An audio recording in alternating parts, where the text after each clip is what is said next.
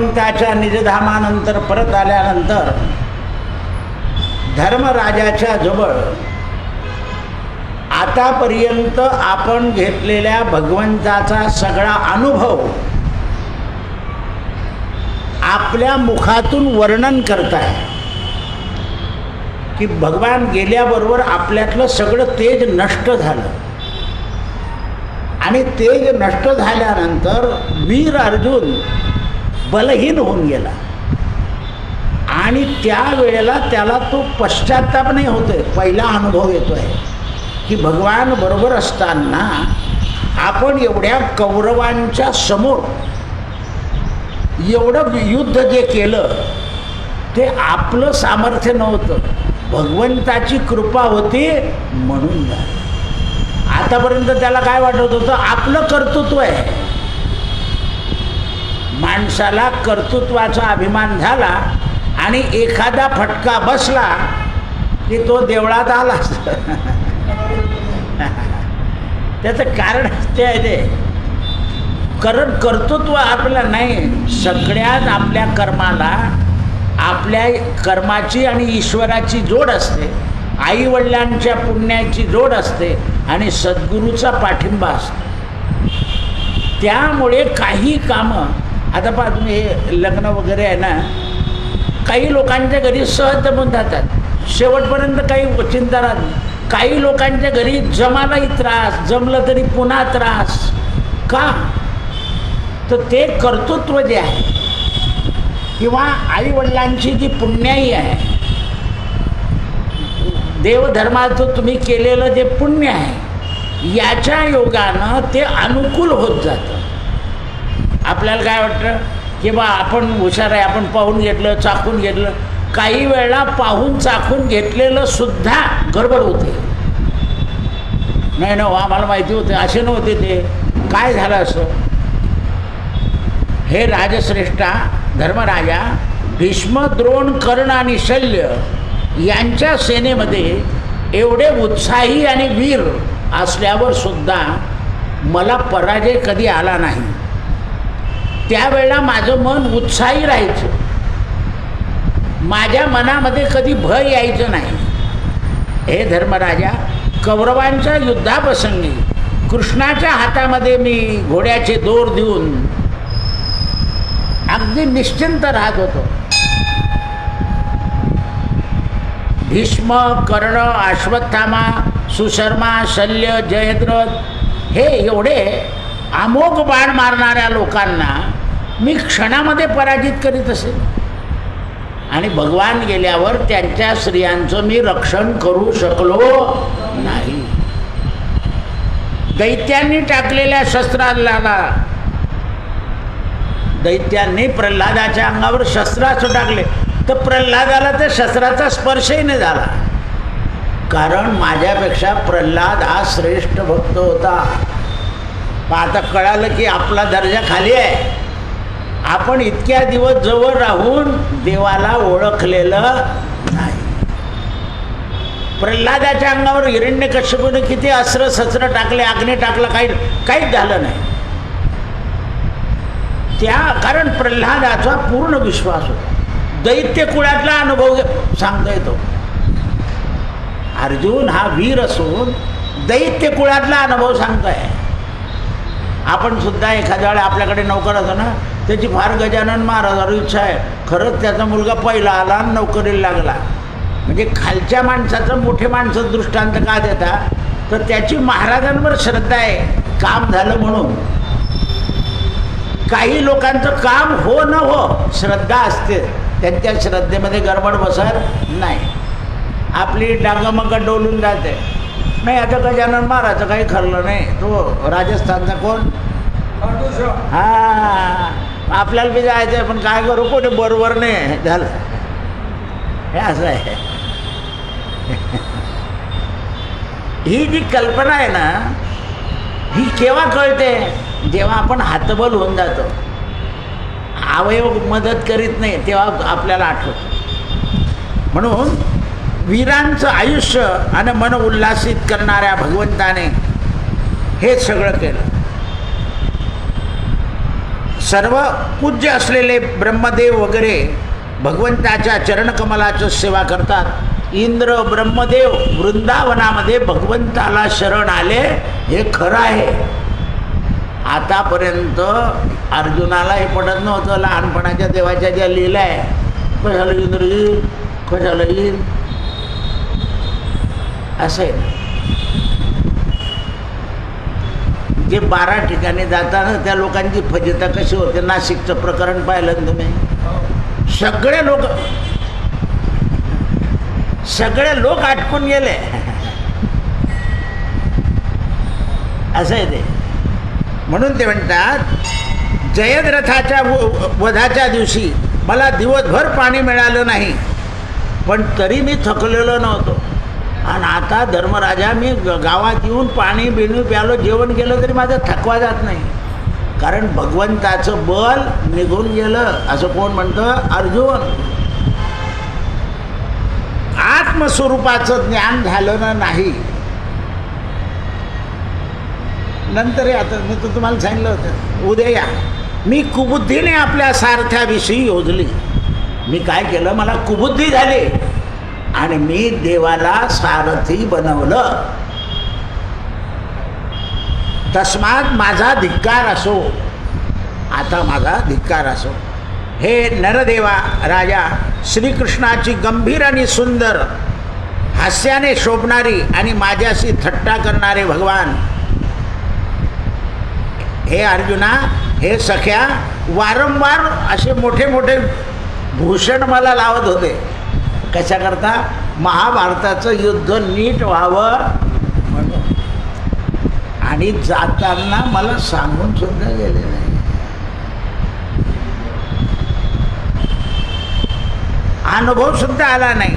आता स्मरण करून माझ्या मनात खिन्नता येते आहे की देव माझ्या हातात होते तेव्हा मला समजले नाही, आणि आता गेली वेळ अवसर बार बार नाही आवे.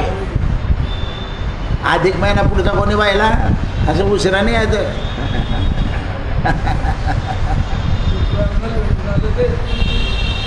ते स्थिर नाही ना ते.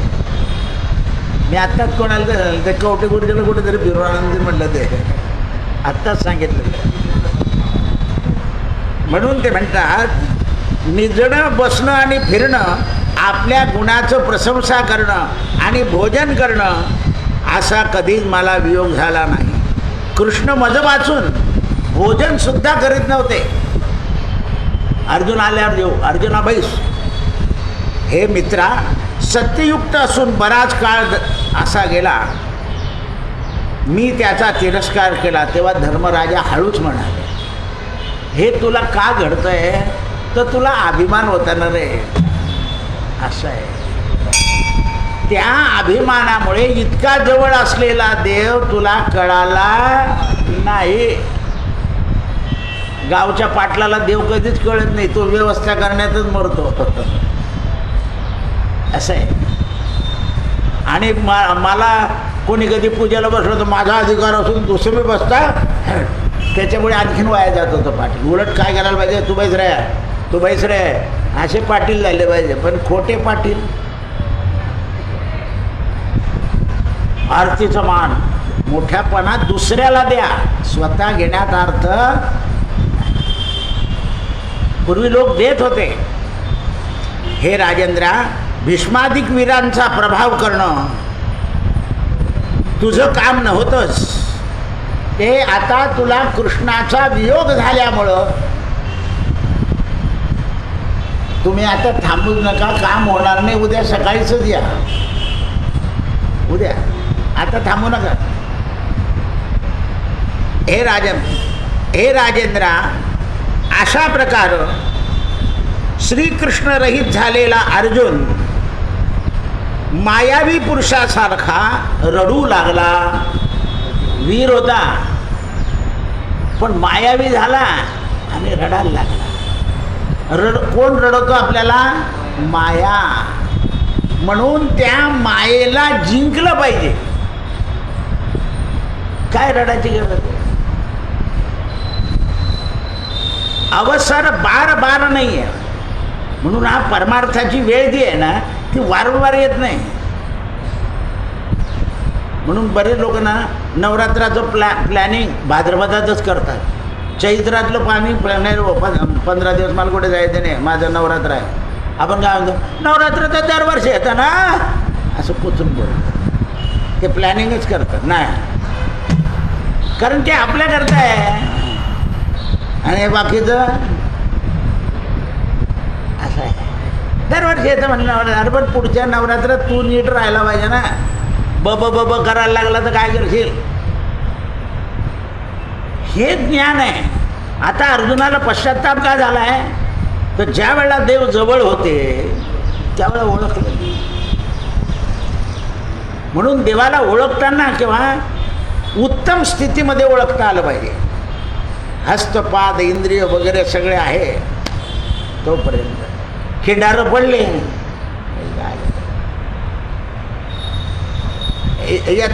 याने बी लाईनने दिली की मग संतापेत नाही. घर बसले ऐकून आणि त्याचा काय भरोसा आहे का, केव्हा लाईन गेलं 2 दिवस ऐकून नाही आलं. म्हणून शत्रू भावानं एकमेकाला मुष्टीपहार करणाऱ्या आम्हा पांडवांच्या आणि कौरवांच्या वंशाला काय उपयोग झाला. हे राजा, सर्व प्राणी एकमेकास मारतात आणि एकमेकाचं दुःख करतात. बहुतेक षड्गुण ऐश्वर्य संपन्न परमात्माचं चरित्र आता माझ्या मुखातून वर्णन झालं. धन्यता मानतोय कोण? अर्जुन. जे जे अनुभव आले ते माझ्या मुखातून वदवले गेले, म्हणून मी धन्य झालो. भगवंताचं गुणान वर्णन जेवढ्या वेळेला होईल आपल्या मुखातून. वीर अर्जुन सखा, आणि त्याला आता पश्चाताप होतोय. सगळा संहार झाला, 4-5 यादव शेष राहिले. हे राजा, सर्व प्राणी एकमेकास मारतात आणि मरतात. जसं उदकामध्ये मत्स्य छोट्या मच्छाला मोठा मत्स्य खाऊन टाकतो, त्याचप्रमाणे हे झालंय यादवांचं. म्हणून यादवी कुळ हे सदा दुःखी राहील. आणि अजून थोडक्यात म्हणजे बुभुक्षित राहिले. आणि बुभुक्षित माणूस कोणतंही चुकीचं काम करतो. बुभुक्षित किम न करोति पापम. बुभुक्षित मनुष्य काय पाप करणार नाही. जसा व्यसनी मनुष्य पत्नीच्या गळ्यातलं मंगळसूत्र सुद्धा चोरून नेतो, त्याप्रमाणे. हे राजा, श्रीकृष्णानं महाबलिष्ठ पांडवांकडून दुर्योधन जरासंघाचा नाश करून, यादवांना शाल्वाचा नाश करून पृथ्वीचा भार उतरवला. देवानं देवाचं कार्य केलं. कारण भगवंताला भूमिभार उतरवण्याकरताच अवतार घ्यावा लागतो. अवतार तुम्हा धराया कारण आणि जड जीवा तारण. जड जीव म्हणजे कोण? जे मायेमध्ये अटकलेले आहे, हे जड जीव. पैशाने जड नाही, मायेनं. म्हणून या कोणत्या देशी कोणत्या काळी कसे वागावे याबद्दल विचारयुक्त हृदय संपत्ती तापाचा समूळ नाश करणारी कृष्णाची मधुर वाक्य आठवायला पाहिजे. आपले जे त्रिविध ताप आहे, त्या त्रिविध तापाकरता भगवंताचे वाक्य आठवले पाहिजे, स्मरण केलं पाहिजे, चित्ताला आकर्षण केलं पाहिजे. सूत म्हणाले, ऋषी हो, याप्रमाणे अर्जुनानं अतिदृढ बुद्धीने कृष्णाच्या चरणकमलाचं चिंतन करत करत आपली बुद्धी शोकरहित शांत केली. जी शोकानं युक्त झालेली बुद्धी होती ती भगवंताच्या चरित्रानं हळूहळू, म्हणून रोजच चरित्र कथामृतम. भगवंताची कथा काय आहे? अमृत. पण या लोकांनी काय केलं? त्या सगळ्या कथेला बाजारभू करून टाकलाय, जेणेकरून द्रव्य उत्पन्न होईल अशी कथा रसाळ प्रेमळ बोधक सांगायची सोडून देतात. लगेच वामन भगवान बनवायचे, त्याची पूजा करायची आणि झोळी फिरवायची. हे चित्र लहान मुलांकरता आहे बाबा हो. पुस्तकातलं किंवा ग्रंथातलं चित्र कोण पाहतं आधी? लहान मुलं. पेपरमधले कार्टून कोण वाचतं? आणि अग्रलेख कोण वाचतं? फरक आहे. आकडा कोण पाहतं? कसं असं आलं बा सगळ्यांना. कारण स्वार्थ आहे ना. पेपरवाल्याला सगळ्या गोष्टी टाकाव्या लागतात, कारण पेपर खपला पाहिजे. म्हणून श्रीकृष्णाच्या चरणाचे निरंतर ध्यान करत करत दृढ भक्तीने अर्जुनानं काम क्रोधाधिकांचाही समूळ नाश केला आणि युद्धाच्या आरंभी गीता रूपे ते वेदांताचं ज्ञान श्रवण केलं होतं. युद्धाच्या आरंभी गीता रूपी ज्ञान जे श्रवण केलं होतं ते मी ब्रह्म कळायला लागलं. इतक्या दिवस लागले कळायला. म्हणून देवळात बसून देवाची पूजा करून ब्रह्म कळेल असं नाही. अशी ही ब्रह्मसंपत्ती अर्जुनाला प्राप्त झाली, कारण अंतःकरणातली अविद्या समूळ नष्ट झाली. अविद्या समूळ नष्ट झाली. तेव्हा अर्थात अविद्येचं सत्व, रज आणि तम हे 3 गुण व त्यापासून लिंग शरीर, 5 ज्ञानेंद्रिय, 5 कर्मेंद्रिय, पंचप्राण आणि मन बुद्धी हे स्थूल देहाची उत्पत्ती अर्जुनाची नष्ट झाली. जो स्थूल देह होता, व्यास म्हणतात, शुकदेव म्हणतात की इतक्या दिवस देवाजवळ राहिल्यामुळे त्याच्या स्थूल देहावर परिणाम झाला होता देवाच्या स्पर्शाने.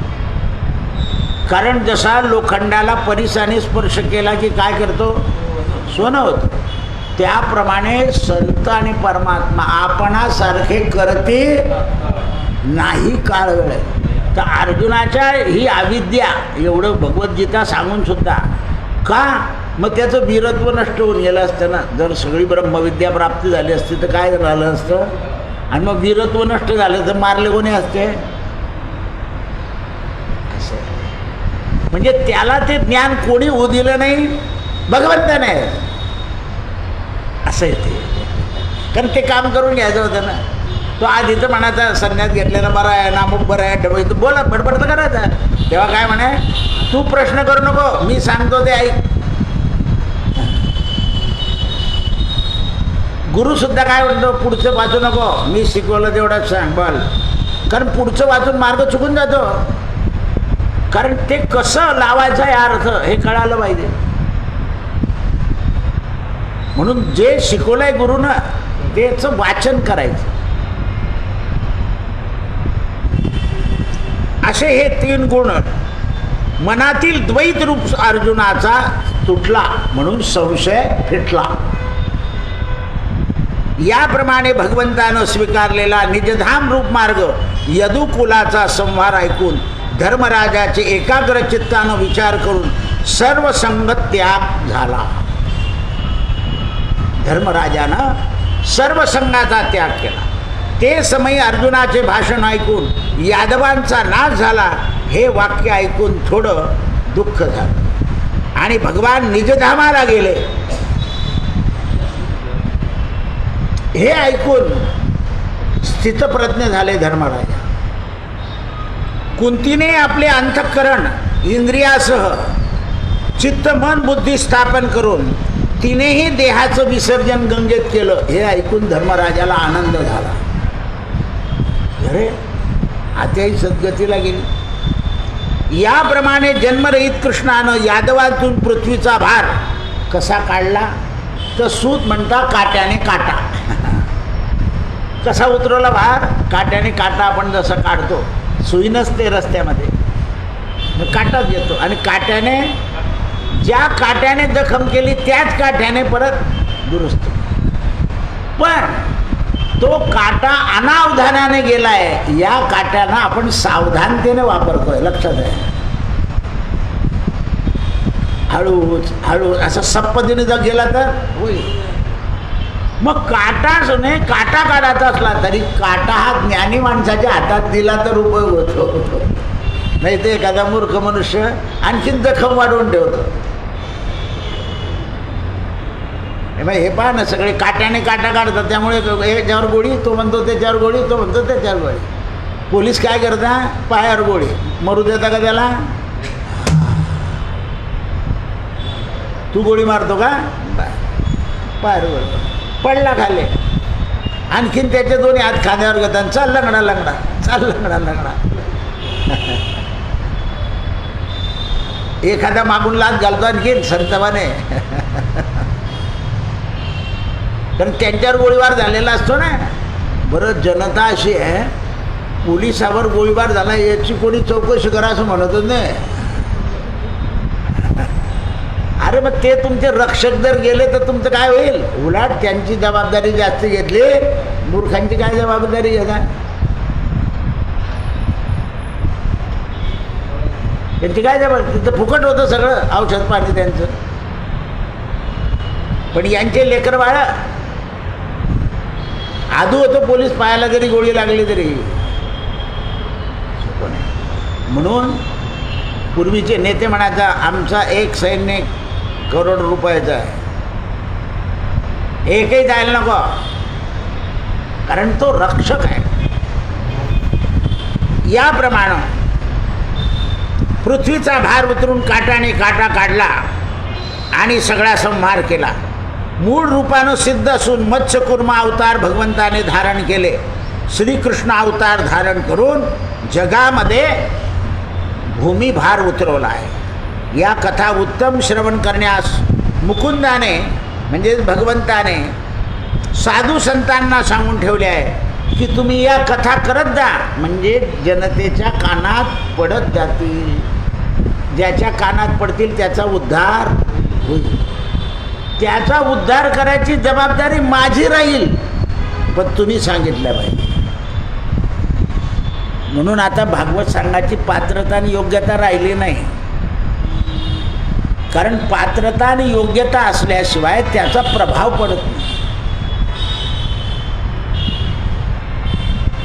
म्हणून परवा भुसावळचं का फैसपूरचं कोणी आलं, मला म्हणे महाराज तुमची कथा करायची. म्हटलं आता अधिक मासात आम्हाला काही वेळ नसतो, आमच्या इथे नाही, तुमच्याकडे कमी श्रोते म्हणे, आपल्याकडे भरपूर राहतील. म्हटलं बघ, श्रोत्यांना कथा नाही, या मंदिरात असा नियम आहे की अधिक मासामध्ये सकाळी भागवत देवाला ऐकवायचं, लोकांना नाही. मूर्ती ऐकते म्हणे. म्हटलं मग मंदिराचे नियम लावले पाहिजे, नाही तर मंदिरात काही नाही होणार. आपण जर दुसरीकडे गेले तर आपले आश्रम सिद्ध कसे काय होतील? हे लोकांना अनुभव आला पाहिजे. आज सकाळीच एक भक्त आले, आधी बाऊला भेटले ते, आणि त्यांची एक वस्तू होती, ते देवाच्या पायाला लावायची होती, आणि त्याच्याबरोबर त्यांनी एक वस्तू मागितली. मला खूप आनंद झाला. काय देवाचे भक्त असतात म्हटलं जगामध्ये. त्यांनी त्या वस्तूला जे नाव वापरलं ते आता मला आठवत नाही, ते मलाही माहीत नव्हतं त्याला ते नाव वापरता म्हणून, पण मी पटकन देऊन टाकली ती वस्तू त्यांना. म्हणजे पहा जगात कसे लोक असतात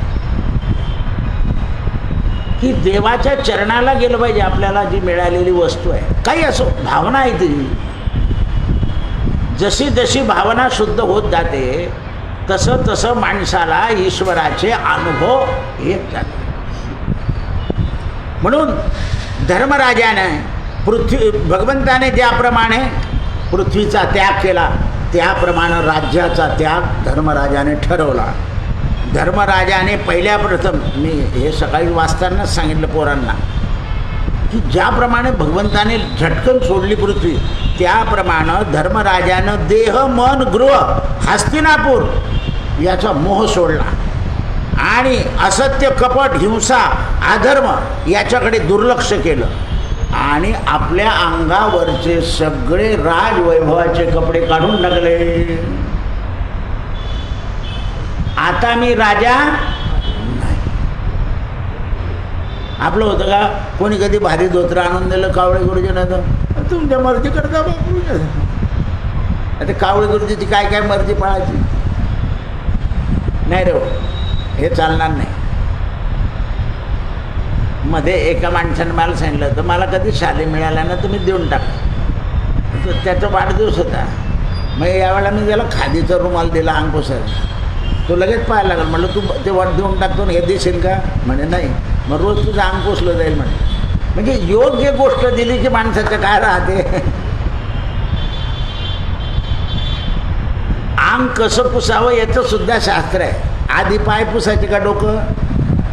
हां, कारण पायाचं रुमाल डोक्याला लावला तर चालेल का? पण आपण कुठून बी सुरुवात करतो. असं आहे. स्नानाला बसताना आधी पायावर पाणी घेऊन घ्यायचं, स्वच्छ करायचं, मग आंघोळीला बसायचं. तर हे जे सांगितलेलं आहे गुळणा करून यायचा, त्याप्रमाणे धर्मराजानं सगळं त्यागलं आणि आपला स्वभाव बदलून टाकला. आता स्वभाव कसा बदलला? राजा असताना स्वभाव वेगळा आणि आता संन्यासी झाले म्हणून स्वभाव बदलला. अधर्म सुटला. का मग अधर्म कसा काय होता राजाजवळ? तर राजाजवळ दोन्ही गोष्टी असतात, धर्म आणि अधर्म, डावं आणि उजवं. राजाला एकदम उजवं चालता येत नाही. त्याला दोन्ही गोष्टीचं पालन करावं लागतं, चांगलं किंवा वाईट. असं सांगावं लागत नाही की आपलं डिझेल संपून गेलं आहे.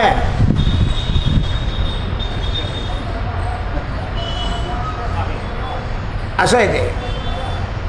शूर देशाच्या राज्यावर स्थापन केलेल्या त्या मथुरा नगरीच्या अनिरुद्धाला राजा बनवलं व्रजातलं आणि आपल्या जागेवर परीक्षिताला बसवलं. आणि पुढे देवाचा नातू अनिरुद्ध त्याला व्रजनाभ म्हणजे वृंदावनाच्या राज्यावर गादीवर बसवलं. त्याने आपल्या देहावरील पितांबर रेशमी वस्त्र हे सगळं नातवाच्या अंगावर टाकून दिलं, राजवस्त्र, आणि उपाधिरहित झाला आणि भगवंताच्या नातूला गादीवर बसवताना सगळ्या ब्राह्मणांकडून बसवून घेतलं. सगळ्यांनी विचारलं आपल्याला अधिकार नाही. ज्यांनी आपल्याला अधिकार दिला त्यांना अधिकार देण्याचा आपला अधिकार नाही. त्यांना ब्राह्मण अधिकार, ऋषी अधिकार. पहा, स्वतःकडे मोठेपणा घेतला किंवा त्याचे फोटोनी काढून घेतले की मी बोलवलं देवाच्या हां महाराज गेल्यावर त्यांच्या पोराला मी मोठा गेला ना. हो तुम्हाला काय माहिती आहे? नाही तर काही खरं नव्हतं. बरोबर आहे? असं नाही, आपला अधिकार नाही तो. कारण त्या देवाने आपल्याला सांभाळलं आहे. मग मंदिर तुम्ही सांभाळता का? केवढं झालं तर आपलं नाम सप्त्यामध्ये मी होतो म्हणून. जो आपल्याला सांभाळतो त्याला आपण सांभाळतो असं सांगतं. हे समजवलं पाहिजे समाजाला. हे जोपर्यंत समजत नाही तोपर्यंत उपयोग नाही. म्हणून हे काही यात्रेवाले येताना माझ्याकडे किंवा आमच्याबरोबर चला, म्हटलं कधी कथा ऐकली का तू माझी? म्हणजे नाही. मग तू ऐकून घे आधी आणि मग यात्रेला जा. तू माझी कथा ऐकली की लोंगी मिरची जास्ती अन्नात टाकणार असं आहे ते. आता जे चाललंय तुझं ते बंद येईल आणि ज्याने केलं त्याला बंदच केलं. असं नाही चालत. लोक श्रद्धेनं भावनेनं तुमच्याबरोबर येतात. तुम्हाला दोन मिळावं मेहनत हे बरोबर आहे, पण त्यामध्ये अन्नामध्ये, अन्न हे पूर्ण ब्रह्म आहे. वाढायला माणूसच पाठवायचा नाही लवकर, असं कसं काय झालं? लोक तर जेवले पाहिजे, तृप्त झाले पाहिजे. तरी वरतून आपल्याकडे अशी पद्धत होती, खाद्यपदार्थ लोक आणायचे, काही काही लोक गोड पदार्थ आणायचे, त्याला गोड करावंच लागायचं नाही. मग तरी तुम्ही असं करता, हा न्याय मार्ग नाही. म्हणून ते म्हणतात की अनिरुद्धाला गादीवर बसवलं, सगळ्या साधू संतांना आनंद झाला आणि धर्मराजानं भगवंताच्या नातवाला गादीवर बसवल्यावर साष्टांग नमस्कार. कारण भगवंताने सांगितलं होतं या व्रजनाभाला इकडे राजा करायचा, म्हणजे तिकडे ठेवलंच नाही वंश. जे शुद्ध होते इकडे पाठवले आणि जे अशुद्ध होते ते खारट समुद्रात टाकून दिले. जसं केळ सोडलं आपण की आतला गाभा खाऊन घेतो आणि साल लगेच फेकून देतो, तसं भगवंताने केलं होतं. म्हणून आपल्या वाणी दया करून सगळा लय केला, प्राणाचा रोध केला आणि धर्मराजानं पंचमहाभूतात्मक देह सत्व रज तमो 3 गुण यांचा लय करून अविद्या संपवली आणि राजा परीक्षिताला अष्टप्रधानांच्या ताब्यात दिलं. कारण 8च वर्षाचा होता. अष्टप्रधानांना धर्म समजावून सांगितला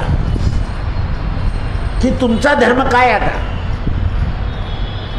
मला आता काही उरलं नाही, नातवाची काळजी नाही, राज्याची नाही, काही नाही, पण तुमचा धर्म तुम्हाला सांगतो. याला सन्मार्गाला लावून आपण आतापर्यंत जसे यज्ञ केले तसे यज्ञ याच्याकडून करून घ्यायचे. याचा रक्षण करता भगवंत होते, याला भीती नाही आहे, पण तरीही तुम्ही याचं रक्षण करा. राजा परीक्षिताला भीती नाही, ज्याच्या गर्भातच ज्याने रक्षण केलंय तो त्याला सांभाळणार आहे. हरितया सांभाळी अंतर्बाह्य. म्हणून आणि देहप्रपंचाच्या लयाच्या ठिकाणी पूर्वोक्त भावना करून देह अभिमान धर्मराजाने वृंदावनात सोडून दिला. यमुना नदीमध्ये स्नान करून घेतलं आणि नंतर वल्कल परिधान केले, आहार शून्य झाला, मौन व्रत धारण केलं, मस्तकातले केस मोकळे सोडले, धर्माचं रूप जड आणि उन्मत्त पिशाच्यासारखं झालं. लोकांना काय वाटलं, अंतरी शहाणा बाहेर पिशाच. भीमादिक बंधूंनी वाट न पाहता आपला वेद बदलवला आणि कोणी कोणाशी भाषण करीत नव्हतं, पण 5ही भाऊ मनामध्ये भगवंताचं ध्यान करीत होते. शुक्लांबरधरं देवं शशिवर्णं चतुर्भुजं प्रसन्नवदनं ध्याये सर्वविघ्नोपशान्तये. म्हणून हस्तिनापुरातून बाहेर पडले आणि उत्तर दिशेला गेले. पुन्हा गर्भवासात यायचं नाही. विवेकी पुरुषाने एकदा गमन केलं की निघून जायचं. उत्तर दिशेकडे निघून गेले तेव्हा पृथ्वीवर सर्व प्रजा अधर्माची मित्र बनली. कारण धर्म गेला, मग कोणाचे मित्र बनले ते अधर्माचे. कलीनं व्याप्त झालेले पाहून धर्मराजा भीम बंधू यांच्यासारखे मनाचा निश्चय करून एकामागून एक 5ही पांडव उत्तम साधना करायला बद्रिकाश्रमाकडे निघून गेले. तुम्ही आता टी व्हीवर पाहिलं असेल, पांडवांनी स्थापन केलेला महादेव, पांडवांनी स्थापन केलेली देवी, असं दिसतं आपल्याला हिमालयात. तर अशी साधना करत चालले गेले आणि एकाग्र चित्त करून पांडव लिंग देहरहित विषयासक्त न होता त्याचप्रमाणे फलाचा आहार करून विदुराने प्रभाक्षेत्राच्या ठिकाणी दृढभक्तीच्या योगानं कृष्ण स्वरूप चित्त धारणा करून आपला देह ठेवला प्रभास पट्टणला. त्यावेळी समोर आलेले पितरांस वर्तमानांचा यमलोकाला गमन केलं. इकडे द्रौपदी आपणाविषयी आपल्या पतीची निरीच्छा झालेली पाहून षडगुण ऐश्वर्य संपन्न कृष्णाच्या ठिकाणी एकाग्र चित्त करून तद्रूपात लीन झाले. असे कृष्णप्रिय पंडूचे पुत्र महाप्रस्थानाला निघून गेले. यांचं चरित्र म्हणजे मंगलकारक चरित्र आहे. या ठिकाणी जो कोणी धर्मराजाचं अर्जुनाचं संभाषण शेवटचं ऐकतो त्याला भक्तिप्राय प्राप्त. हे जे बोलले हे भक्तिप्राय प्राप्त होण्याचं सांगितलं आहे. याप्रमाणे महाप्रस्थान पांडवांचं सांगितलं.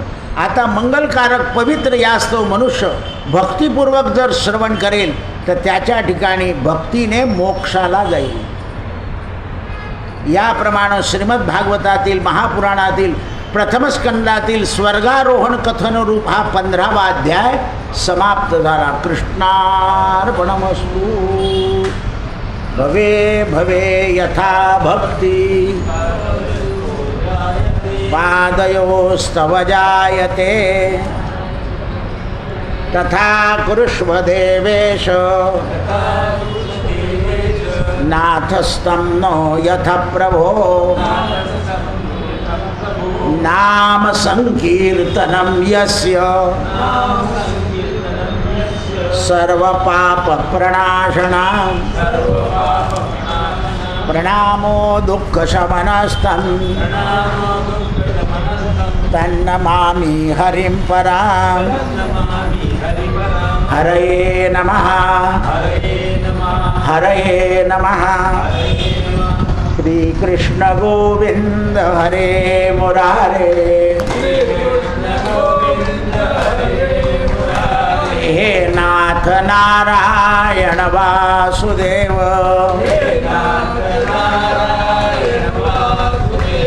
श्रीकृष्ण गोविंद हरे मुरारे. हे नाथ नारायण वासुदेव. हे नाथ नारायण वासुदेव.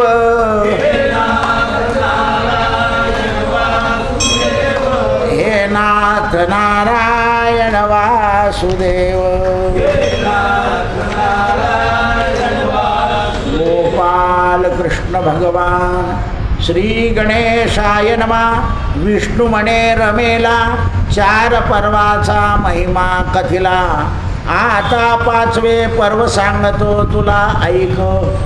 5वं पर्व अत्यंत महत्त्वाचं आहे. सकळ पर्वा माझी उत्तम पर्व नाही द्वादशी समान.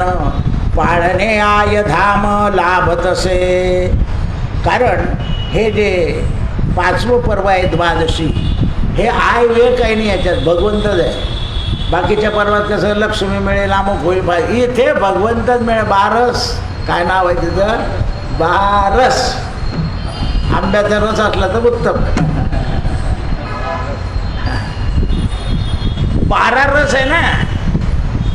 नवविधा भक्तीतले सगळे रस द्वादशीत भरले. म्हणून द्वादशी हा पर्वकाल महत्वाचा आहे. 12 द्वादशीचं महत्त्व सांगितलेलं आहे. द्वादशी समन पाळणे लाभते नेम परम पुण्यदायक. गंगादी सगळे तीर्थ हिच्या 16 देख.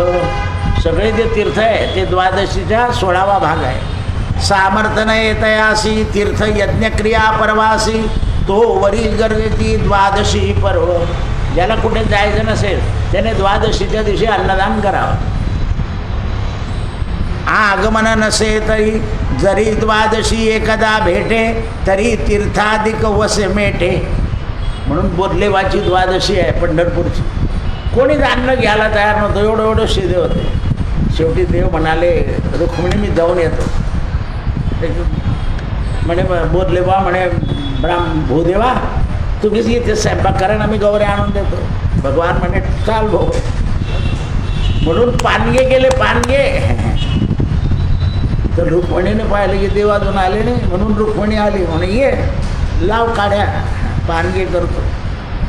तर बोधलेबा म्हणे भूदेवा तुम्ही देवा जोडपण देऊन घ्या ना. जोडपे जेवढे आणि देवा बोधलेबा करता अन्न ठेवलं. की आता आम्ही जातो म्हणे, तू आता जेवून घे हे सगळं. नाही म्हणे, देवा थोडं फार वाटतो मग जेवतो म्हणे. जे वाटायला लागले बोलले बा, तर जो ये त्याला पानगं, जो ये त्याला पानगं. संध्याकाळ झाली, बोलले बाच्या पोटात अन्न नाही. अरे म्हणे कोण ब्राह्मण येऊन गेला, स्वयंपाक करून गेला तर संपतच नाही. तेव्हा संतांना कळालं, संत पळत आले, एकेकाने पानगं घेतलं आणि पानग्याचं तुकडे करून संत खाऊ लागले. बोलले बा धन्य आहे पांडुरंग, करून घे. इतके तुम्ही 1 वाजेपासून पानगे वाटताय, संपत नाही म्हणजे एका माणसाचं काम आहे का? तेव्हा बोलले बा रावळाकडे धावले पांडुरंगाला. म्हणून द्वादशी हे पर्वकाळ फार महत्वाचं आहे. आणि बाकीच्या क्षेत्रामध्ये तरी स्वयंपाक जास्ती आहे देवळांचा, पण आपल्याकडे सोपा. आपला देव जो आहे ना पांडुरंग, हा भलता सोपा आहे. बट्टी झालं काम, चुरली की काम झालं. गुळाबरोबर खा, साखरेबरोबर खा, वरणाबरोबर खा, कशाबरोबर खा. आणि शुद्ध आहे, अग्नीतून निघालेली आहे. द्वादशीचा महिमा किती वर्ण करू तीर्थोत्तमा. एकादशी हरनिशी भावे करोनी उपोषण. द्वादशी दनी करी पिंडदान धात्री मुळाशी. आवळीच्या जवळ. म्हणून बरेच लोक द्वादशीच्या दिवशी तिथे नैवेद्य ठेवतात. मला काही लोक म्हणतात का बरं, म्हटलं तुला नाही माहिती. धात्री आवळीच्या मुळाशी. नाना तीर्थे स्नान करू नये. नाना तीर्थाचं स्नान आणि धात्रीच्या तीर्थात तिथे बरेच लोक ते आवळीवर पाणी घालताना असं उडवतात अंगावर. लोक म्हणतात असं काय करता येण्यासारखं. म्हटलं ते येडे नाही, ते येडं आहे. त्याचं पाणी अंगावर घ्यायचं म्हणजे आंघोळ केलं तर पुण्य मिळतं. मी तिथे जाऊन बसायचं कारण काय आहे, तिथे धात्री आवळीच्या सावलाकडे बसावं लागतं. पण आता कार्तिकाती तिथेच बसतो आणि अधिकाती तिथेच बसतो देवीच्या बाजूला. त्याला सांगतो जडोगे, आमच्याला सांगतो पाणी टाक, ते कामही करून घेतो. आवळीच्या झाडाखाली बसायचं आहे. कार्तिक महिन्यात अधिक मासामध्ये धात्रीमुळाने पितर तृप्त होतात. आता उद्यापासून पाहते आवळीला कसे बिलकतात लोक. असं आहे. पण नेमकं द्वादशी दिवशी आठवण राहणार नाही. नाना तीर्थे स्नान करिता गयाधिक तीर्थ श्राद्ध करता. द्वादशी हरीचा दिवस. कोणाचा दिवस आहे? हरीचा. तेथे जावोनी ठेवी आस ब्रह्मांड होय विशेष. द्वादश दिनी विप्रा लागुनी तुलसी पत्र मिश्र अन्न. मशकपाद देता मेरू समान. मांजरीच्या आपल्या माशीच्या पाया एवढं दिलं तरी मेरू समान. जळ अमृता समान. पाणी दिलं तर ते अमृता समान. द्वादशी दिनी करता तर्पण. जळ अमृता समान होय पितृलोकी पितर उद्धरती. द्वादशी दिनी नक्षत्रवाही तेच क्षेत्र होई. कोणत्या क्षेत्राला जायची गरज नाही, आपलं घरच क्षेत्र होतं म्हणून. शतकल्पे वैकुंठी नांदे. वस्त्रदान करते अष्टकल्पात. आनंद राहे चंद्रलोकात. द्वादशी पर्व केल्यावर चंद्रलोक मिळतो म्हणे. चंद्र जसा प्रसन्न असतो तसा हा म्हणून. शुद्ध कपिला धेनू द्वादशीची द्यावी. धेनू रोमसंज्ञा पितृगण जाती उद्धरोनी लोक. विद्यादान द्वादशीची. काही ग्रंथदान द्वादशीला. तेणे होय स्वर्गवास. पुनश्च नये मेदनीस. ऐसा द्वादशीचा महिमा. पुण्यराशी साक्षोत्तमा. अधिक मासी असयतावस्था द्वादशी दिन. धन वस्त्र पादुका छत्र. पायातले चप्पल पादुका छत्र. अधिक मासी कृष्ण द्वादशी. रम्य पादुका देवी प्रासी. तो पुण्यात्मा यमदुयातना चुकवीतसे. रत्नखचित सुवर्ण पादुका सुपात्र विप्रासी अर्पिता. ते पावोनी वैकुंठ नायिका भोग होतसे. करपास वस्त्र पट्टकुळ कौशल्य तेणे. कापसाचं वस्त्र. यातून जे बडे तंतू ते बडे पुण्य होय. म्हैशी किंवा गायीचे घृत द्वादशी दिने करावे दात. वैकुंठ कल्पांते नांदत असे. ऐसे उपाय करून अधिक मासी घृत द्यावे प्रतिदिनी. ना तरी द्वादशी दिने द्यावे. सकळ रसा माझी सारस. घृतदेव भोक्ष पदार्थ. सगळ्या रसातला रस म्हणजे तूप. तयाचे दान फळ सर्वदा. द्वादशी जे घृत देणे ते मुख्यत 12 द्वादशी असणे उत्तम दान. एकादशीला दिलं, द्वादशीला दिलं तरी 12 द्वादशीला दिल्याचं पुण्य. अधिक मास द्वादशी दिनी ऐसे घृतदान करी भुवने शतविधी जाणावा. एखाद्याला गोदानाची शक्ती नसेल तर त्या दिवशी हे गायी प्रित्यर्थ गोदान म्हणजे घृतदान करतो असं म्हटलं तरी पुण्य मिळेल. म्हणून त्याला घृतधेनू म्हटलं आहे. मी विष्णू शेषशाही प्रसन्न होई द्वादश दिनी शतभार घृतदान देता ब्राह्मणा व्रत तया महाराज्य प्राप्त होय. सत्य सत्य सांगतो इंदिरे इंदिरे द्वादशी दिनी पाही वित्तशाढ्य न करता काही स्व अल्पघृत दान देई जाणपा. तयासी माझ्या कृपे करून य पात्री भोग भोगून इच्छानुसार प्राप्त होऊन आनंद पूर्ण होत असे. माघी पुनव 1000 घृतदान देता साचार वैधृती योगी कंबल दान सफळ होय. तेची फलाधिक मासी द्वादशी दिनी ब्राह्मणासी घृतदान देतात ऐसी. आता याच्यात विवरणासारखं काही म्हणून बोलत नाही. अनन्य घृतदान जे पुण्य कोटी गुण फळ प्राप्त होती. द्वादशी दिनी घृतदानाचे फळ अधिक मासी 12 राशीचे फळ 1 मासात मिळत असे. आपण महिन्याच्या 12 आहे पण अधिक मासात एकाही द्वादशीला दिलं तरी चालतं म्हणे. पुरुषोत्तम देव द्वादशी श्रेष्ठ तीर्थ तेही राही अन्नदान. म्हणून भोजन द्वादशी दान वित्तशाट्य न होता करावी. जे मनुष्यान्न दान देती तया प्राणदाते से म्हणती. अन्नाधारे स्वरव जगती जीव राहती. चैत्र वैशाखात उदक दान चैत्र आणि वैशाखात जल द्यावं. पौषा माझी फलक काष्टदान लाकडं आणि फळं ऐसे एके काळी दान पुण्य करावे दान. अन्नदान सर्व मासात. बाकीच्या दानाचं कसं काही महिने सांगितलं आहे पण अन्नदान सगळं मास. द्वादशी 12ही महिने येते म्हणून सकळ वरिष्ठ. द्वादशी व्रते अंबिरस तृष्टला राजा वरिष्ठ झाला दुर्वासाचा गर्व हरला. एकदा म्हणे दुर्वास ऋषी अंबिरसाकडे द्वादशीला जेवायला आले तर अंबिरस राजांना आपली द्वादशी सोडायची होती म्हणून देवाचं चरणतीर्थ घेतलं. दुर्वास कोपले. दुर्वासांच्या मागे सुदर्शन लागलं आणि अंबिरसाचं संरक्षण झालं म्हणे. अधिक मासी 12 दिनी स्नान करून कोटी गुणाचे धुणी अन्नदान करावे. सूर्यग्रहणी कपिला दान देता. सूर्यग्रहणामध्ये कपिला गाय दान दिली तर त्याचं पुण्य अधिक मासामध्ये घृतदानाने मिळतं. म्हणून द्वादशी दिनी दान करावे सत्पात्रासी. सत्पात्र विण दान देऊ नये. खाली एवढं केल्यावर परत रेस मारून देतात. किंवा संपत्ती धर्मविण पंडिता वाचोनी सभास्थान तैसा सभ्य ब्राह्मणा वाचोने दान न द्यावे.